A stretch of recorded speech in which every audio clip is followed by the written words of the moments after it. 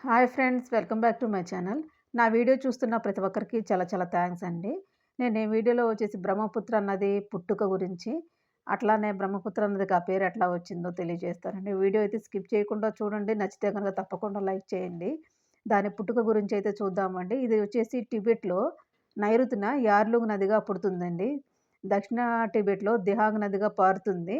హిమాలయాల్లోని లోతైన లోయల్లోకి అయితే పరుగులు తీస్తుందండి.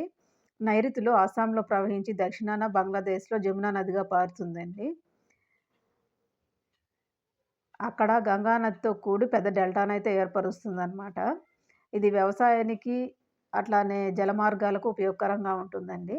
దీని ఎగువ పారుదల ప్రాంతం అయితే చాలా రోజుల పాటు గుప్తంగా ఉందండి. తర్వాతైతే కనుగొనబడిందనమాట. దీని పొడవొచ్చేసి 2900 కిలోమీటర్లండి. భారతదేశం వచ్చేసి ఎన్నో నదులకు పుట్టినిల్లు కదా! సనాతన ధర్మాన్ని ఆచరించే భారతదేశంలో నదులను దేవతలుగా అయితే పూజిస్తారు. ఒక్కో నదికి పుష్కరాలను గూడా నిర్వహిస్తారు.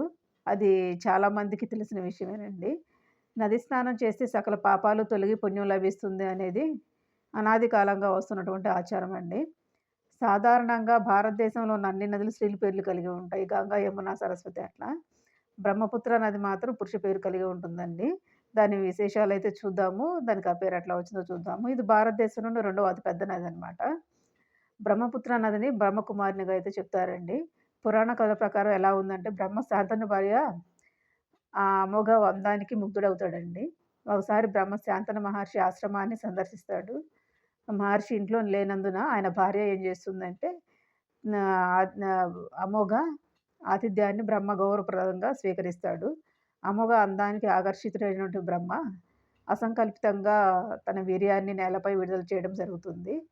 ఇంకా అక్కడి నుంచైతే వెళ్ళిపోతాడండి. ఆ వెంటనే ఆశ్రమానికి వచ్చినటువంటి శాంతన మహర్షి తన భార్య ద్వారా ఈ విషయమైతే తెలుసుకుంటాడు. బ్రహ్మదేవుని అమూల్యమైన వీర్యాన్ని స్వీకరించమని చెప్తాడు. ఆమె దానికి అంగీకరిస్తుంది. కానీ ఆమె ఆ దివ్య గర్భాన్ని భరించలేక యుగంధర పర్వత లోయల్లో ఉన్నటువంటి నీటిలో నిక్షిప్తం చేస్తుందనమాట. అప్పటినుంచి లోహిత అని పిలువబడే పవిత్ర స్నాన ప్రదేశంగా మారిందండి అది. అదే బ్రహ్మపుత్రగా అవతరించిందనమాట.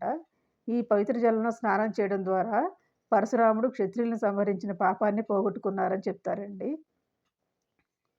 లోహిత అనే పేరు బ్రహ్మపుత్ర నదికి సంస్కృత పదం అండి. అలానే బౌద్ధుల కథ ప్రకారం ఎలా ఉందని చెప్తాను. నేను పైన చెప్పింది పురాణ కథ ప్రకారం అనమాట. బ్రహ్మపుత్ర నది ఒకప్పుడు పెద్ద సరస్సుగా ఉండేదటండి. ఆ సరస్సులోని నీరు హిమాలయాల్లోని ఇతర ప్రాంతాలకు కూడా చేరాలని చెప్పేసి, ప్రజల నీటి అవసరాలు కూడా తీరతాయని బోధిసత్వ భావించాడంటండి. ఆ సరస్సు నుంచి నీటిని తీసివేసేందుకు ఒక నిర్మాణాన్ని గూడా చేపట్టడం అయితే జరిగింది. అప్పటినుంచి దీనిని బ్రహ్మపుత్ర నది అని పిలుస్తున్నారని జెప్పేసి అక్కడి బౌద్ధులైతే చెప్తారండి. ఇదండి దానికి సంబంధించిన స్టోరీ అయితే. బౌద్ధుల కథనం ప్రకారం ఎలా ఉంది, పురాణ కథల ప్రకారం ఎలా ఉంది, దాని పుట్టుక ఎలా అనేది నేను పార్ట్ 1 వీడియో షార్ట్ వీడియో చేశానండి. అదైతే ఎవరు చూడలేదు. ఈ వీడియో నచ్చినా తప్పకుండా లైక్ చేయండి. నచ్చితే గనక ఆ వీడియో కూడా చూడడానికి ట్రై చేయండి. నచ్చితే గనక లైక్ చేయండి. అలాగే షేర్ చేయండి. సబ్స్క్రైబ్ చేసుకోవడం మాత్రం మర్చిపోవద్దు ఫ్రెండ్స్.